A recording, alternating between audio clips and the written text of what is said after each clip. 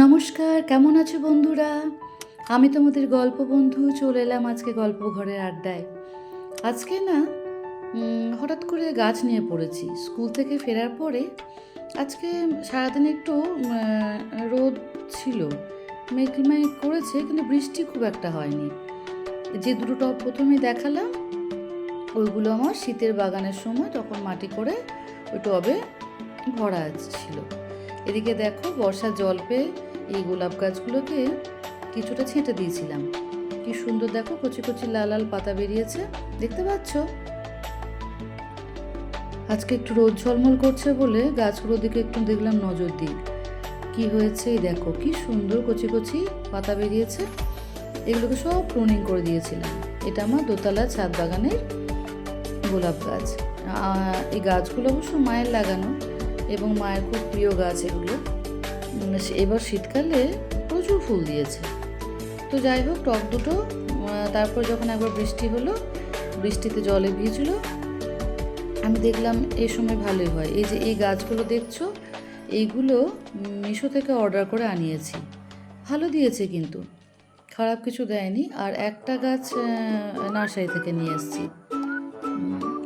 একটা গাছ না, সরি, ওই যে দুটো অ্যাডেনিয়াম গাছ, ওই দুটো গাছ নার্সারি থেকে নিয়ে এসেছি।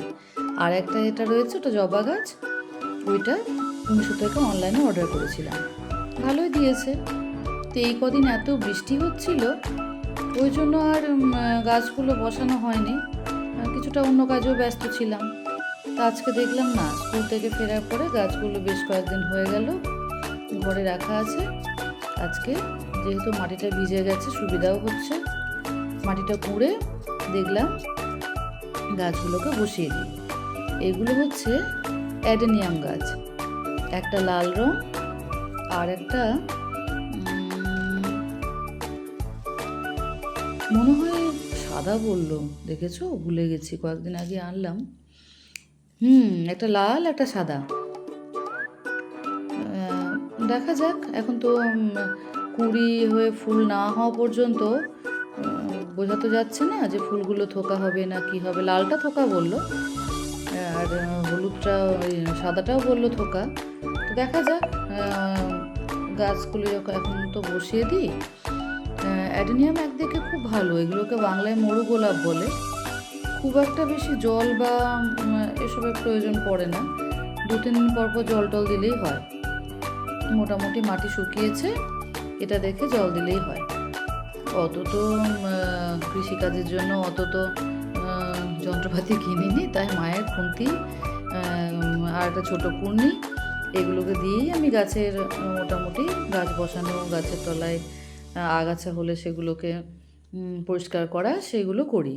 তো খুন্তির পেছনটা দিয়ে, এই দেখো, খুন্তির পেছনটা দিয়ে মাটিটা কিছুটা আলগাই ছিল, গাছটাকে তোলার মতো একটু করে নিলাম, কারণ এই গাছগুলো একটু কিছুটা বৃষ্টি জলে ছাঁটে ভিজেছে, সেজন্য নরমই ছিল। এবারে ওই গাছটাকে আস্তে আস্তে তুলে, খুব সাবধানে তুলতে হলো, তো নরম ছিল বলে উঠেও গেল।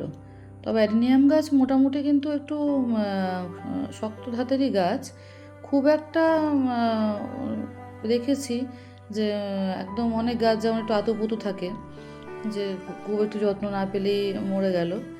অ্যাডেনিয়াম কিন্তু সেটা হয় না, একটু শক্ত গাছ আছে, যার জন্য একটু ভালো করে চেপে চুপে দিয়ে মাটিতে পুঁতে দিলে কিন্তু লেগে যায়। আর এখন তো বর্ষাকাল, আশা করি লেগেও যাবে। মাটিটাও যেটা ছিল ছোটো টবে, সেই মাটিটাও ওইখানে দিয়ে দিলাম। আর কিছুটা যেটা টবের মাটি আগে থেকে আলাদা করে রাখা ছিল, যেটা তুললাম আর কি টব থেকে, সেই টবের মাটিগুলো একটু ওখানে দিয়ে দিলাম। আজকে তো 3টে গাছ হবে না, একটা গাছই করলাম। দেখি সময় যদি পাই রাতের দিকে, আমি নর্মালি রাতের দিকেই গাছগুলো রিপোর্ট করি। তো চারপাশ থেকে একটু মাটিগুলোকে দিয়ে একটু সোজা করে বসিয়ে দিলাম। এই গাছটা কেনার সময় থেকে একটু কিন্তু মানে বেঁকে আছে, হেলে আছে। তো হয়, অ্যাডেনিয়াম এরকম হয়, পরে আবার যখন বসে যায় তখন ডালপালা বেরোলে আবার তখন ওটাকে ঠিকঠাকই মনে হয়।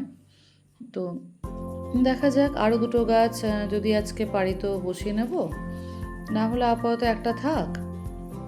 একটু পরে যদি আবার দেখি রাতের দিকে, দেখেছো আগেকার মাটি সার মাটি বলে দু একটা আগাছাও বেরিয়ে গেছে।